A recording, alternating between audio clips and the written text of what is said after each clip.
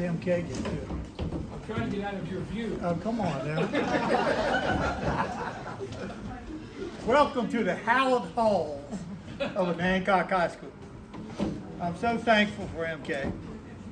Not just because he created the holy grail for Eastern Shore genealogy and historians, but because he's here tonight. You all don't realize how difficult it was, because right outside these walls is the Onancock High School football field.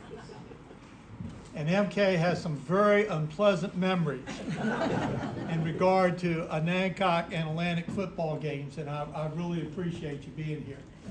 That football field was built 70 years ago, and the question would be whether they violated more environmental rules or school rules, because the principal was a man named Ren Chatterton. And if you misbehave a little bit, Mr. Chatterton would give you an axe and tell you to go cut the trees down out there and drag it to the marsh, where eventually they would burn it. And so that football field was cleared by the labor, the forced labor of high school students in the early 1950s. This baseball field out here was somewhat forced labor, but you didn't have to misbehave. All you had to do was be on the baseball team. There was a boy that was a year older than I was named Craig Ayers, and his mother wanted him to play home game on the field. We played our games at Accomack School, which was elementary school where my father was principal. And Craig's mother, Pam, who just died this past year, said she wanted to see him play one game. So what she did was she would scour the shore for anyone who was clearing anything, any ditches that were being cleared, and they would dump the dirt toward the marsh. And then Craig would call me and Tommy Northam, and we would grab our shovels, and we leveled by hand enough to create a baseball field and put the fence up. Craig graduated before we ever played a game, but I got to play a game. And the second black student to graduate from Onancock High School was a boy named Teddy Taylor, who went to West Point and had a career in the Army. And Teddy and I had an ongoing bet on which of us was hit the first home run in this field, because it had a fairly short fence, particularly the center. In the first game, Teddy bat third, I bat fourth. He hit a home run, came back, looked at me and says, "I guess that settles that." And so I guess that did settle that. I have a special relationship with this school. In 1934, my 22-year-old father came to teach in this classroom right over here in the corner. It was during the Depression and jobs were tight, and he was pretty certain that the reason that he got the job was because the superintendent of schools was Henry Wise, who not only grew up in Craddockville, but whose childhood friend and best friend for the last 50 years was my grandmother. And so it was pretty certain that he might find a job when he came out. And so he taught here in this classroom from 34 until World War II decided that he should see the brighter side of Africa and Europe. When he came back, he had decided he would no longer teach because you couldn't make enough money. But Henry Wise came to him again and said, "Carl, Tommy Johnson is quit being principal of Accomack High School because he can't make enough money. He's going to sell insurance." And Daddy said, I just can't do it. He said, "Finish the year out." That was 1945. My father finished that year out and would be principal until 1978, when Accomack went from a high school to an elementary school to a primary school. 40 years after my father came here, I came here after a year of teaching at Central as an assistant principal. Mr. Hoppus was the principal.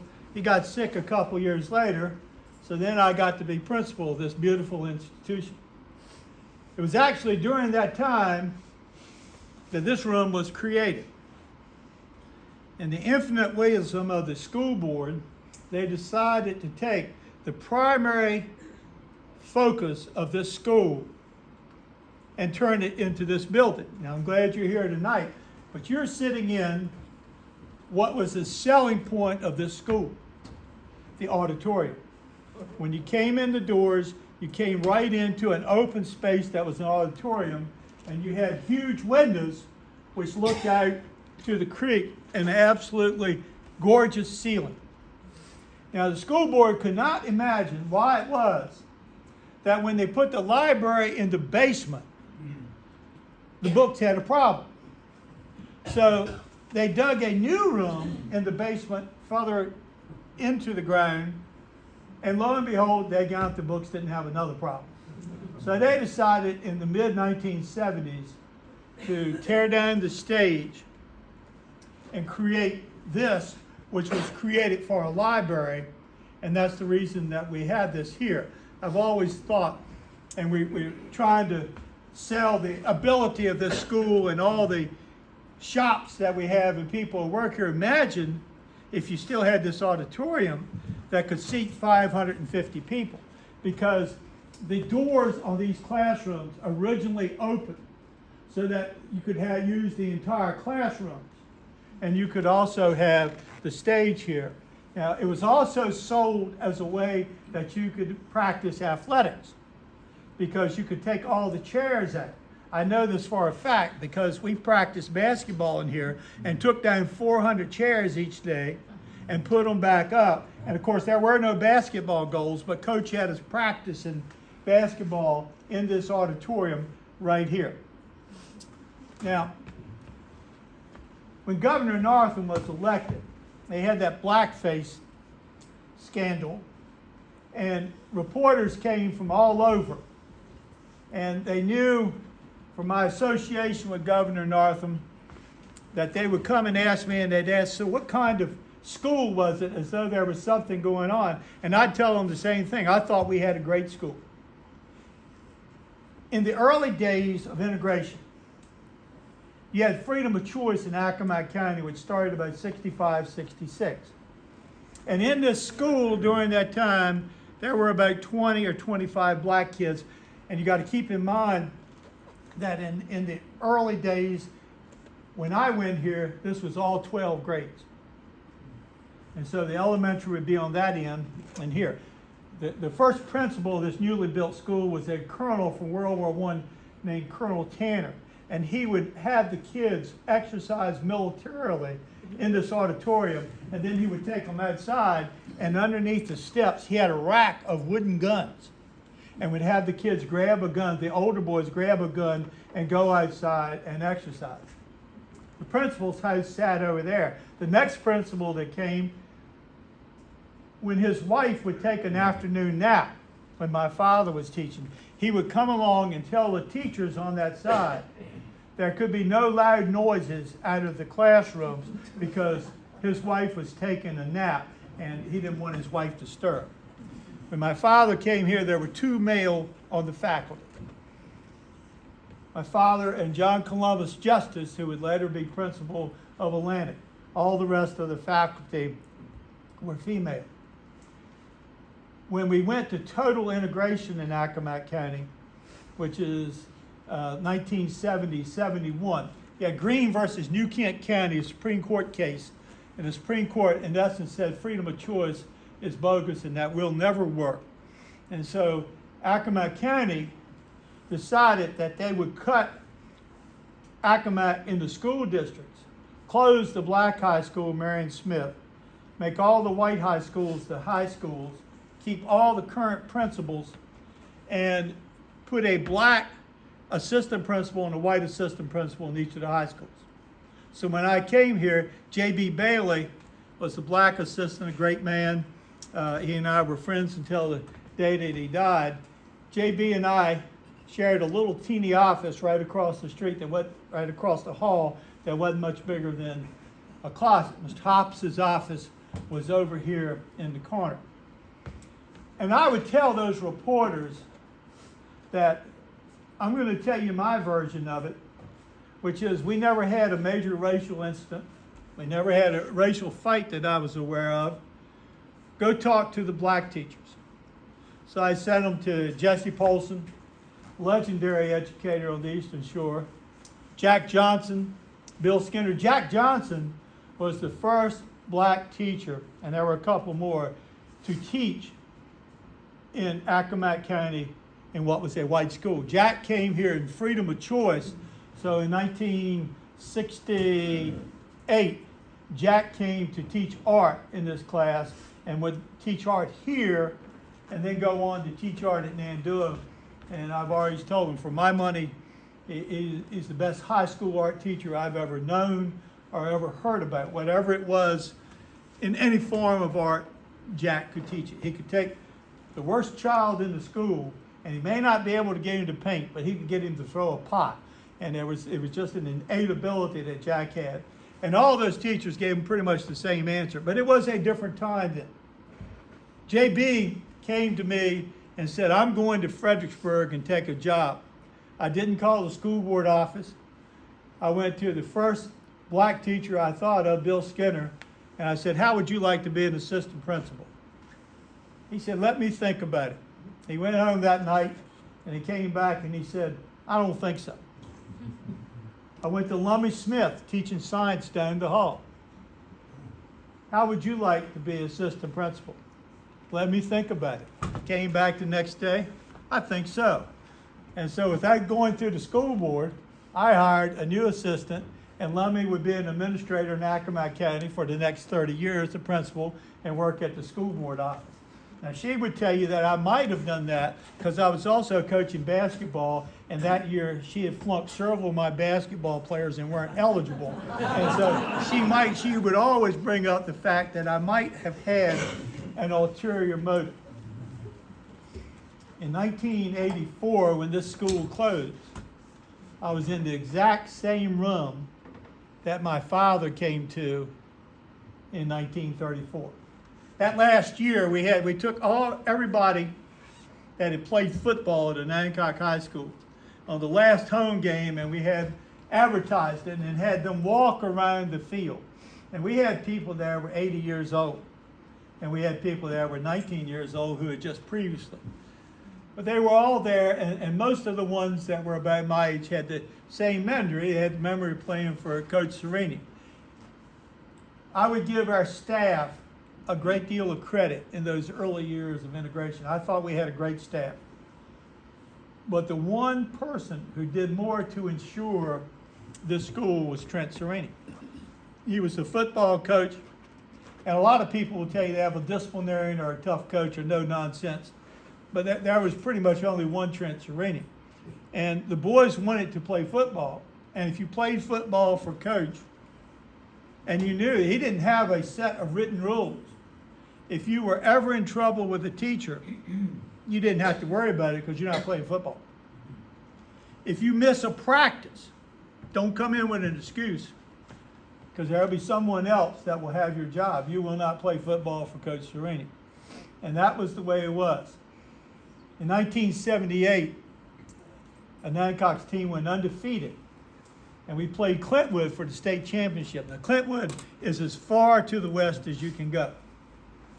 2 days for them to get here. After that game, the Virginia High School League passed what they called the Onancock-Clintwood rule, which said you had to meet in the middle. It was a terrible rule because no one is the home team, and they eventually would change that rule. On this football field, which terrifies MK, there were over 5,000 fans watching two undefeated teams play. Clintwood came out with over 100 players, a huge band, and they brought over 1,000 fans with them from Clintwood, and 11 coaches. Coach comes out with his standard squad, never more than 30. 30 guys, no assistant. And in Clintwood, they're waving in all the plays. Coach's philosophy was, I educate you in practice. You call the plays on game. I played for him 4 years. He called one play. And he didn't even mean to do that. We were struggling one night, and he just hollered out, why don't you run weak tackle trap? And so Craig Ayers, quarterback, gets in and runs it and gives score a touchdown. Only play you ever called. He didn't call offense. He didn't call defense. He didn't decide whether or not that you accept a penalty. No strategy. Once the game started, the only thing he would do was substitute a player. There was no coaching going on during the game. And the kids in this school had so much respect for him, and the leaders of this school all played football, and so I think that was one of the primary reasons for the success of this school. The early father of this school is a guy all of you heard of, Dr. John Robertson. And you know him for the photographs that he took. He was a town doctor. His office is still right there, right across from DMV. Right beside DMV was Dr. Daddy. He had two country doctors in the same town. Dr. Daddy has the greatest collection of antiques that have ever been assembled on the Eastern Shore. Now, there's no one else. You know, you might talk about Air Hall, but if you knew what was sold at Dr. Daddy's sale in 1969, it was phenomenal. Well, Dr. John had that little office right there, and he had the first X-ray machine on the Eastern Shore. You could be playing with a bunch of kids, someone could turn an ankle, they might be broken, and 12-year-old kids would go walk down to Dr. John, and he would X-ray it. No parents, no forms, no anything. No, it's okay, go on. I dislocated my finger playing in football practice one day. Went down to the office, cleats on, practice jersey on, finger sticking out this way. He looks at it, he said, "Oh, that looks bad, but I can fix that." And he reaches over and grabs this hammer and act like that he's going to hit my hand with the hammer. And of course, that was Dr. John. And one of his favorite things he would tell me, he brought me into this world. He said, I'd walk in, he said, "I brought you into this world, I can take you out." and he wasn't necessarily smiling when he would say that. But a great guy. When Dr. John died, and his place was taken by Dr. Bosworth. And Dr. Bosworth's office a little bit further downtown, when Dr. Bosworth stopped practicing, and he stopped practicing for one reason. He just didn't want to do any more of the paperwork, take classes, get updated. He still wanted to do medicine, but he didn't want to do all the other stuff. And when he retired, I wrote an article for the Eastern Shore News. It was the first time in 200 years that Onancock was without a town doctor. But Dr. John served in World War I, and when he came back, he had a vision for Onancock. And that vision included a new school. There was a private school and a public school over on Carr Street. There had been small schools scattered throughout the town in the 17 and 1800s. John Wise, Henry Wise's son, talked about coming to school in Onancock and coming across the creek. And it was down there not too far from Hopkins' store. We had the Atlantic Female Institute, which was a school for girls. And it operated before the war, for a little while after it. And then Margaret Academy was moved, not the building. That's somewhat, it was not the physical building of Margaret Academy. It was Margaret Academy was moved to occupy this space over here. And I brought a brochure from the Atlantic Female Institute, and it says location. A more eligible location could not have been selected. Onancock is highly regarded for its beauty, health, intelligence, and morality. There you have it. You don't have any other place on the Eastern Shore. As nice as Sax's is, they have never been noted for their morality.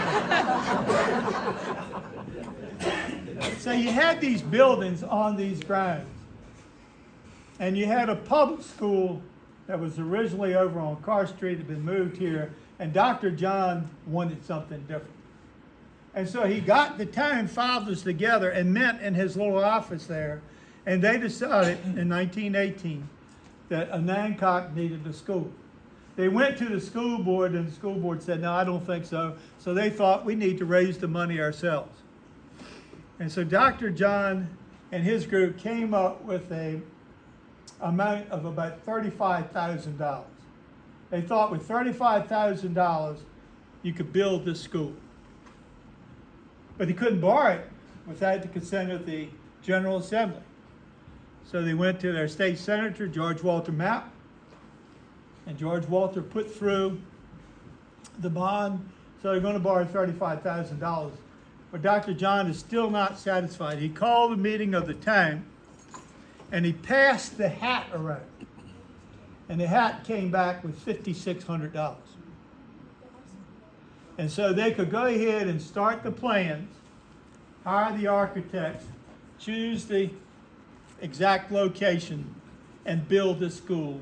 And so they started in 1921. Dr. John went down to Margaret Academy and brought a brick. Now the story was that the first set of bricks he went to Margaret Academy, his wife threw it at a cat that was aggravating her and broke it. But he brought a brick from Margaret Academy, which was installed in the back. And when it was built, the underneath was not dug out, and the wings were not added. The wings would be added later, and you would dig out. Digging out underneath was also another punishment for high school students, so that you could dig out and put in the locker rooms and the girls' bathrooms and on the side. And so this school was constructed and opened in 1922. Eventually, it would become part of the Accomack public school system. The superintendent at that time is George Goodwin Joines. And Mr. Joines had been principal for many years of Onancock High School. Mr. Joines' aunt, Tabitha, had gone to the Atlantic Female Institute, and thus there is a connection in time. Mr. Joines is the one who decides that of the hundreds of schools in Accomack County, we need to start closing them and begin the consolidation process of it. And Mr. Joines said that he thought that when he did that, he would probably be lynched, that the outcry was so much for you're closing this little school and this little school and this little school, and that's sort of how it came to be. Thought I would keep with my Onancock theme and talk a little bit more about what I'm sure MK could find would be a distant cousin, another Joines, Thomas Joines. Thomas Joines was born in Mount Prospect, the house that is situated right to the left if you're looking at where Mallards is, to the ramp, and then over on this point of land in Mount Prospect, and it's not the original house. His father was a colonel in the Revolutionary War. Those battles that Kelly was talking to you about today, he was one of those Eastern Shore boys that was captured. And he was imprisoned in New York. He would serve more than 3 years as a prisoner of war. The amazing thing is they let him out to take a message to the Continental Congress about prisoner exchange. And while he is out, he comes to the Eastern Shore, gets married, and then goes back to prison. Now that is an honorable man. And he would survive the war. His son Thomas was an excellent student. He went to Margaret Academy, and then he came back and he trained in law with Henry Wise's father, John Wise, in Accomack. But he was never much for law. But he did get elected as a very young man to the House of Delegates. And he is serving in Richmond in 1811, and he happens to be there on December 26th. And there is a play at the Richmond Theater, which is the largest indoor facility in Virginia, and he decides that he will go to this play. It was to benefit one of the players, one of the actors and actresses. They had had a benefit previously, and they had delayed it because one of the troupe, Edgar Allan Poe's mother, Eliza, had recently died. So they're having a benefit, and the elite of Richmond go, but there's a lot of people. There are cheap seats then at the play, and there's about 600 people crammed into the theater. It is a late night. The play is going to take about 4 hours. It's 2 plays. At about 10 o'clock or a little bit after, they're changing the sets. And Thomas Jones is sitting there in his seat, and there's a young boy on the ropes, and they have all the sets for up in the gallery up here, and then he is raising the chandelier, which in the haste they have not put out. He sees the chandelier hit, you can imagine, canvas and dried paint. How long did that take? He sees the flames and he knows he's in trouble. But instead of hollering, he runs away. And so they burn for a little bit and then they see on fire. And then it just explodes. There was no ceiling up here, pine and shingles on top, and it was almost like you had poured gasoline on it. It exploded. The people in the cheap seats were the closest to the exits. The expensive seats, the box seats, which is where Thomas Jones was. It was more complicated to get to. And go up some stairs, make a turn, make another turn, and it was horrible. Jones got out. Many did not. 72 people died, mostly women and children. Your first thought is, what about those gallant men? Some of the men who died were outside, including the governor of Virginia, Governor Smith. He's outside, sees someone that he's looking for and goes back in. And it's they identify him by things that were melted in his clothing. Thomas Jones, when word hits on the Eastern Shore, they don't know who has survived or who has not. He will write his brother a letter. And I bring this up because of the sort of encompassing events. Whether or not it was that, or whether or not he just didn't like politics, that would be pretty much for him. He would come back to the Eastern Shore, become the county clerk, and build a financial empire. I mean a financial empire. He will eventually buy Bowman's Folly, which he will change the name to Montpelier in honor of Madison, who he eventually would get a chance to meet. He would own Cropperville. He would own rural Felicity, which is the location of Camp Wise in the Civil War. He would own Woodburn. He would own Pitt's Neck. He would own Jolly's Neck. He had property in Dig Creek that he cut his timber off for his firewood. He owned a store and a house in Punkatic. So to say that he's a wealthy man is a little bit less than honest. He is extraordinarily wealthy. If you would like to see a picture of his wife, go to Carr Place. Because over the mantel, in the great room on the left-hand side that you go, is a portrait of his wife. It's painted by John Gatsby Chapman.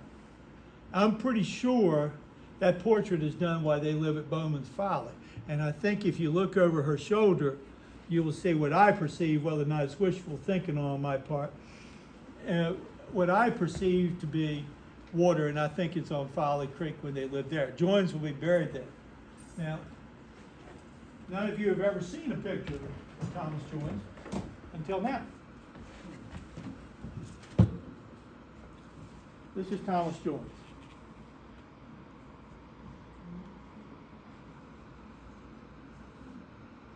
Now, I've got another story about him, which I think is interesting. Every southern state will have at least 3 constitutions. Some have more than that. Virginia has many more than that. Because you got the original Constitution of the Revolutionary War. You will have a Constitution which will allow slavery. You have a Constitution which will not allow slavery. And then in the case of Virginia, we have some other complications. Some northern states, including Massachusetts, just have one Constitution. Massachusetts Constitution with amendments is the original Constitution, which was written by John Adams. John Adams said that writing the Massachusetts Constitution was his proudest act. Thomas Jefferson said his greatest disappointment in life was not being able to participate in writing the Virginia Constitution. He had sent all the word to his protégés, but by the time that they had gotten the word, they had to tell him back, hey, we've already done it.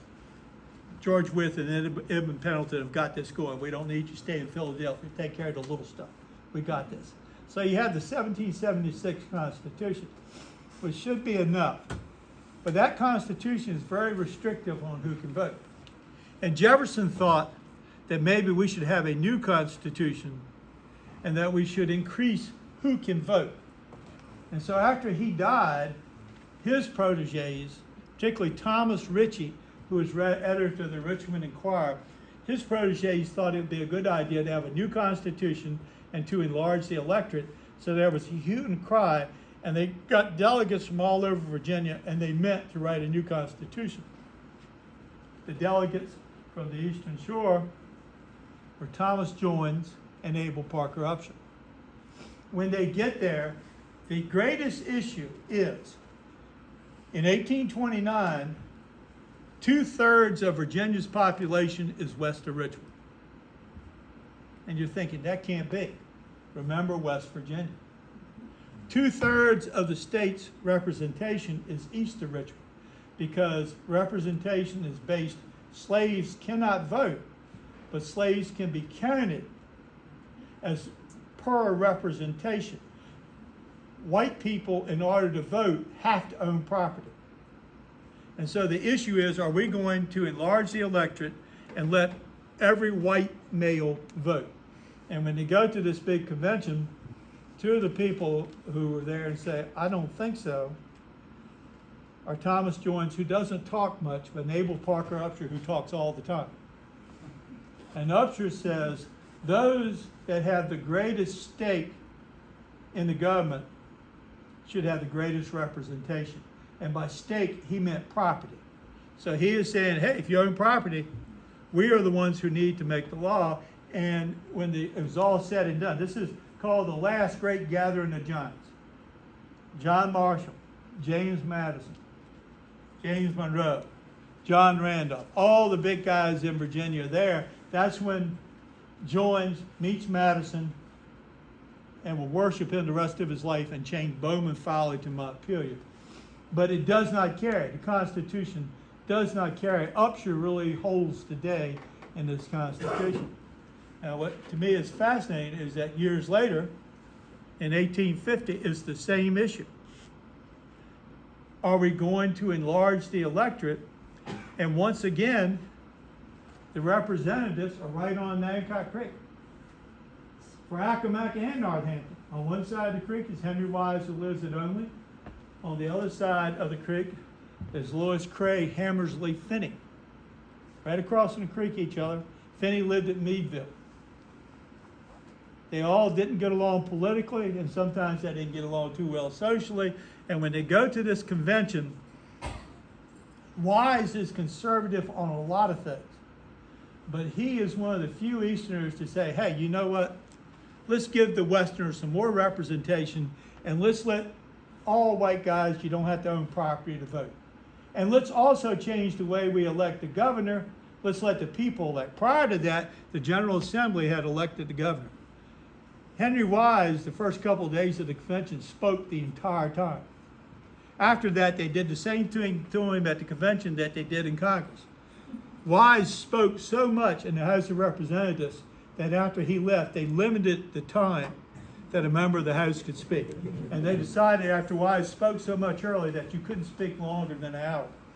But Wise carried the day, and that convention in 1850 will allow universal white male suffrage.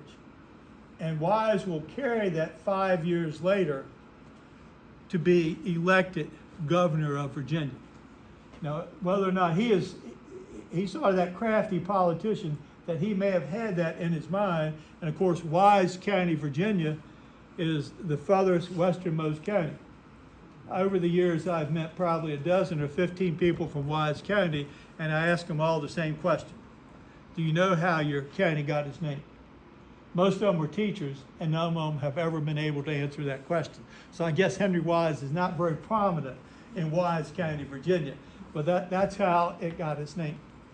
Thomas Joines and Wise were friendly. Thomas Joines wrote Wise a letter when he's in Congress in 1837, and both of them are slave owners. And both of them, in Wise's case, he spoke more about slavery than anyone else during the years that he's in Congress from 1832 until 1844. He is the spokesperson of the Southern viewpoint of slavery, or his viewpoint. Thomas Joines wrote him in 1837 and said, I agree with you. We should not even talk about slavery on the floor of Congress, because if we do, it'll be the ruination of the Union. And of course, he was sort of a little predicting the future of what may be. Henry Wise will leave Congress in 1844 and go to Brazil and spend 3 years there, in which he gets in as much trouble as any ambassador possibly could. But that's a story for another day. When he comes back, though, we had the biggest party that's ever taken place in Onancock. They have a huge celebration right at the dock, organized by Thomas Joines. And then they go out to his house only. And Joines gives the speech welcoming Henry Wise back to his home place, the Eastern Shore. And Joines brought the first brass band to ever play on the Eastern Shore from Norfolk to play in 1847 at Onancock. And it's a huge celebration. And Henry Wise got up, gave a speech, and in that speech he said that he was back at home for good, and that you could trust him on one thing, and that would be he would never engage in politics ever again. And that lasted for a couple of years. And then he was right back engaging in politics. Goodman Joines' sister married a doctor from Lynchburg named Mosby Perot. So the Eastern Shore family extended to Lynchburg. Mosby Perot and Goodman Joines' sister had a child named Mosby Perot, who went to Washington and Lee, where his best friend was Lewis Powell, who will eventually be nominee to the Supreme Court. And Mosby Perot joined the Byrd machine and was in the state senate. And he is in there when all that early talk of integration takes place. And Harry Byrd is saying, hey, we're not having it. We don't care what the federal government says. We're Virginia, we're not going to have it. And most Virginians went with Harry Byrd. Mosby Perot could see the handwriting on the wall. He could see what was happening in other places. And eventually he's on the committee which is going to try to come up with an answer. And it's actually Mosby Perot who paved the way for the integration of Virginia schools. He had to pay a price for this. The price was the Byrd machine ousted him. Byrd would never speak to him again, and he lost the rest of his political career. But the son of an Eastern Shore woman, I think, did the right thing at the right time for the benefit of most Virginians. Now, Onancock may not be totally heaven to everyone, but to some it is. John Wise came back as a young boy from Brazil in 1847 after being there 3 years. And his dad, who had promised never to enter politics, in 1850 served as a delegate to that convention, which is going to increase the electorate. He is gone, though, when his wife gives birth, and it's a difficult birth, and his wife dies. And so he is not there. John Wise would later talk about this trauma of him being a young child and witnessing the death of his mother. And he would later write, amid the sobs of every servant on the place, I and my little brother and sister were led into a darkened room. There on a bamboo bedstead, which he had brought from Rio, lay Mama apparently asleep, a tiny baby resting on her breast. Sitting in a chair, sobbing as though his heart would break, was my oldest brother. Not her own son, but one who loved her as his own dear mother, was now mourning a second mother loss. Gazing out at the half-open window, dressed in solemn black, stood the physician who sought in vain to save her. I was frightened and awed beyond utterance. The next day, the Fashion, Captain Stephen Hopkins' best vessel, lay to it at the only landing. A fearful looking black box covered with velvet was borne aboard with solemn steps. Her sails were hoisted. With the freshening breeze, she bore away until she became a speck on Onancock Creek and disappeared from sight.